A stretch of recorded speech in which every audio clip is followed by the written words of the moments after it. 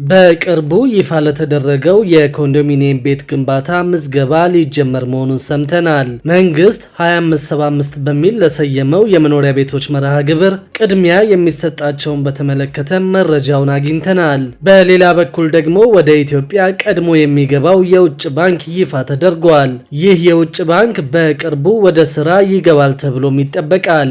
ሰላም ቤተሰቦቻችን፣ መረጃዎቹን የት ሀገርና የት ከተማ ሆናችሁ እየተከታተላችሁ እንደምትገኙ በሐሳብ መስጫው ላይ ጻፉልን። በየትኛው ርዕሰ ጉዳይ ላይ መረጃ እንድናቀርብላችሁ እንደምትፈልጉ ማሳወቁን። አሁን ዝርዝር መረጃዎቹን አንድ በአንድ ወደ እናንተ እናደርሳለን። እስከ መጨረሻው አብራችሁን ቆዩ።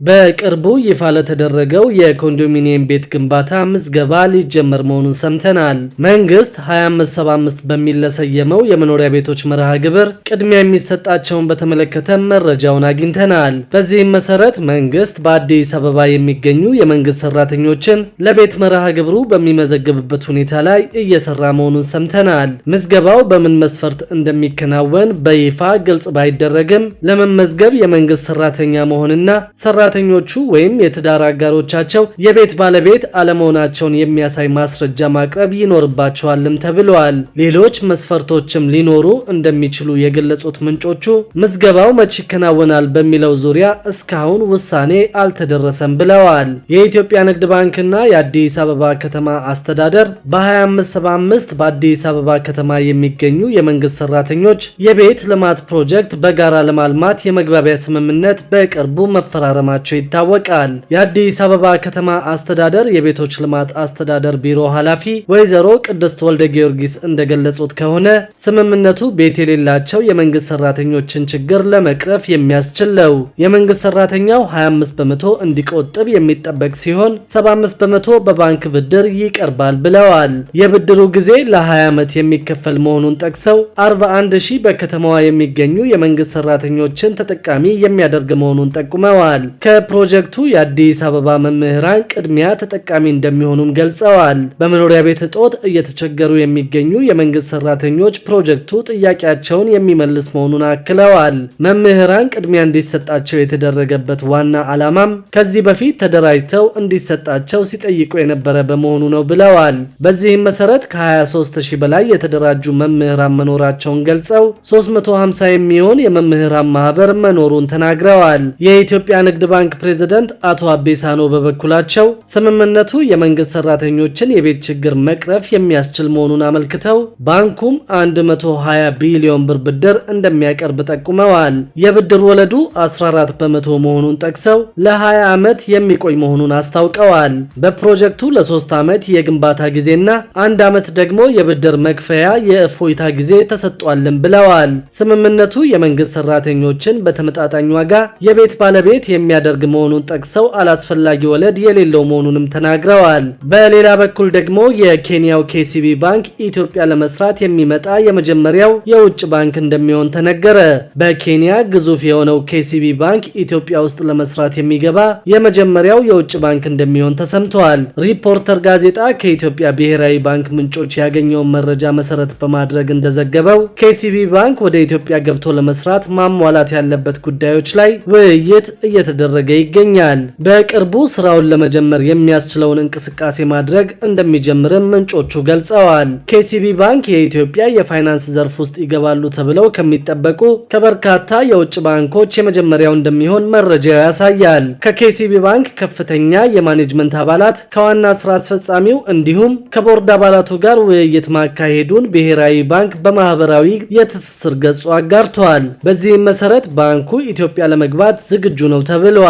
በቅርቡ ለ2 ቀናት በተካሄደ የኢትዮጵያ የፋይናንስ ፎረም ላይ ኬሲቢ ባንክ በኢትዮጵያ ስራ ለመጀመር ፍላጎት እንዳለው መግለጹ አይዘነጋም። የህዝብ ተወካዮች ምክር ቤት ታህሳስ 8 ቀን 2017 ዓ.ም ያጸደቀውና የውጭ ባንኮች ወደ ኢትዮጵያ ገበያ እንዲገቡ የሚፈቅደው የባንክ ስራ አዋጅ ማንኛውም የውጭ ባንክ ከብሔራዊ ባንክ የጽሑፍ ፈቃድ ሳያገኝ ኢትዮጵያ ውስጥ ቅርንጫፍ ወይም ንዑስ ቅርንጫፍ መክፈትም ሆነ የተከፈተውን መዝጋት እንደማይችል ደንግጓል። በተጨማሪም አዋጁ ማንኛውም ባንክ በከፊል ወይም ሙሉ በሙሉ በባለቤትነት የሚይዘው ቅርንጫፍ ባንክ ወይም እንደራሴ ቢሮ እንዲከፍት የሚፈቅድ ሲሆን በአንድ የሀገር ውስጥ ባንክ የሚኖረው የአክሲዮን ድርሻ ከባንኩ አጠቃላይ የተፈረመ ካፒታል ከ49 በመቶ መብለጥ አይችልም ብሏል። በሌላ በኩል ደግሞ የደሞዝ ገቢ ግብር ላይ ከፍተኛ ማሻሻያ ሊደረግ መሆኑን አውቀናል። ይህንን ከግምት ያስገባ መመሪያ ወደ ስራ ሊገባ መሆኑም ነው የታወቀው። በዚህም መሰረት እስከ 2000 ብር ወራዊ ገቢን ከግብር ነፃ ለማድረግ ረቂቅ አዋጅ ቀርበዋል። የኢትዮጵያ ሰራተኛ ማህበራት ኮንፌዴሬሽን ኢሰማኮ የማኑፋክቸሪንግ ኢንዱስትሪውን እያንቀሳቀሰ ያለው ሰራተኛ ዝቅተኛ ወራዊ ደሞዝ $8 ስለማይበልጥ የቀረበው ረቂቅ የገቢ ግብር አዋጅ የቅጥር ግብር ምጣኔ ሰራተኛውን በሚያኖር ደረጃ እንዲሻሻል ጠይቋል። የገንዘብ ሚኒስቴር ሰሞኑን ለ9 ዓመታት በስራ ላይ ቆይቷል የተባለውን የገቢ ግብር አዋጅን ለማሻሻል ባቀረበው ረቂቅ ከተለያዩ ተቋማት ከተወጣጡ ባለድርሻ አካላት ጋር ውይይት አድርጓል።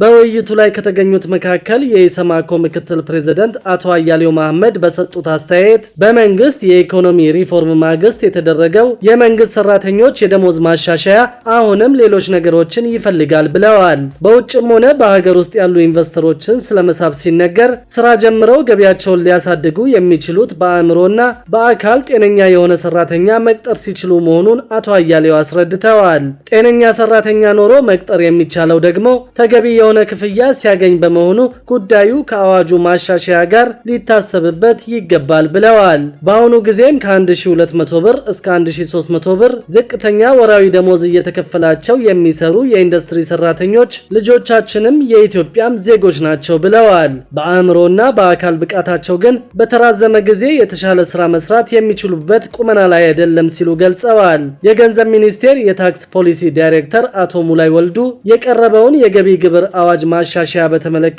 በሰጡት ማብራሪያ በማሻሻያ ረቂቁ ከገቢ ግብር ነፃ እንዲሆኑ 3 አማራጮች መቅረባቸውንና በዚህም መሰረት 1200፣ 1600 እና 2000 ብር ዝቅተኛ የደሞዝ መነሻ ወለል ናቸው ብለዋል። በስራ ላይ ባለው አዋጅ ከግብር ነፃ የሆነው የቅጥር ገቢ እስከ 600 ብር ድረስ እንደሆነ ከሀገሪቱ አቅም አንጻርም በማሻሻያው የተሻለ ተብለው የቀረቡ መሆናቸውን በሀገሪቱ የልማት ፍላጎት ከፍተኛ ሆኖ በዚህ ደረጃ መምጣቱ ከባድ ውሳኔ መሆኑንም ተናግረዋል። በማሻሻያ ረቂቅ አዋጁ በቀረበው እስከ 2000 ብር መነሻ የደሞዝ ወለል ከግብር ነፃ ይሁን የተባለው ከጸደቀ መንግስትን ብዙ ቢሊዮን ብር በማሳጣት ጠቅላላ ሀገራዊ ምርትን በ0.13 በመቶ እንዲወርድ ያደርገዋል ብለዋል። ከቅጥር ሰራተኞች ውጭ የንግድ ማህበረሰቡ ተዋንያን ውስጥ ግብር መክፈል ከሚጠበቅባቸው እየከፈሉ ያሉት 36 በመቶ ብቻ መሆናቸው ተገልጿል። በመድረኩ የተገኙ ተሳታፊዎች በሰጡት አስተያየት መንግስት ከ9 ዓመት በፊት ስራ ላይ የዋለውን አዋጅ ሲያዘጋጅ ከቅጥር ይገኝ የነበረው ገቢ የመግዛት አቅም ከአሁኑ ወቅት ጋር ሲወዳደር በእጅጉ የወረደ በመሆኑ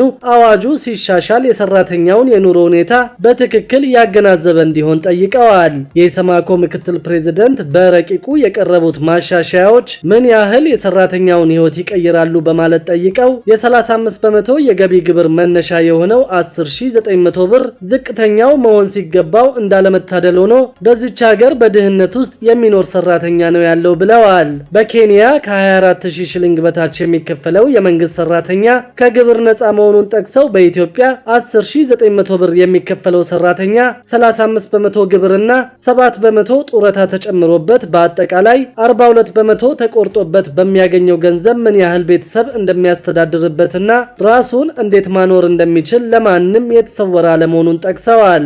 በንግድ ስራ የተሰማሩ ግብር ከፋዮች በተለይም ለትራንስፖርትና ለተጨማሪ እሴት ታክስ ያወጡት ተሰልቶ ሲመለስላቸው፣ ሰራተኛው ግን ለመንግስት ስራ የተጠቀመው የትራንስፖርት ወጪ ተመዝግቦለት እንደ ነጋዴው ተመላሽ አይሆንለትም ብለዋል። በዚህም ምክንያት ድህነቱን የሚያጣድፍና የሚያቀላጥፍ ችግር ውስጥ ነው ያለው በማለት ተናግረዋል። ተቀጣሪ ሰራተኛ ቤተሰቡን ማስተዳደር እንኳን ባይችል ራሱ በልቶ ስራ ቦታ ደርሶ መምጣት አለበት። ስለዚህ በቅጥር ላይ የተመሰረተ የገቢ ግብር ጉዳይ በከፍተኛ ሁኔታ ሊታሰብበት ይገባል በማለት አሳስበዋል። በንግዱ ዓለም ያለው ገቢ በአግባቡ እየተሰበሰበ አለመሆኑንና የግብር ስርዓቱ ተቀጣሪው ላይ በደንብ ሰርቷል ያሉት አቶ አያሌው ምንም ሳይቀር የገቢ ግብሩን ወቅቱን ጠብቆ አንጠፍጥፎ እየከፈለ ያለው የተቀጣሪው ሰራተኛ ጉዳይ ሊታሰብለት ይገባል በማለት ሞግተዋል። ክቡራትና ክቡራን የአዲስ ቢዝነስ የዩቲዩብ ቻናል ተከታታዮቻችን ይህንን ቻናል ሰብስክራይብ ሳታደርጉ የምትከታተሉን ከሆነ ቢዝነስና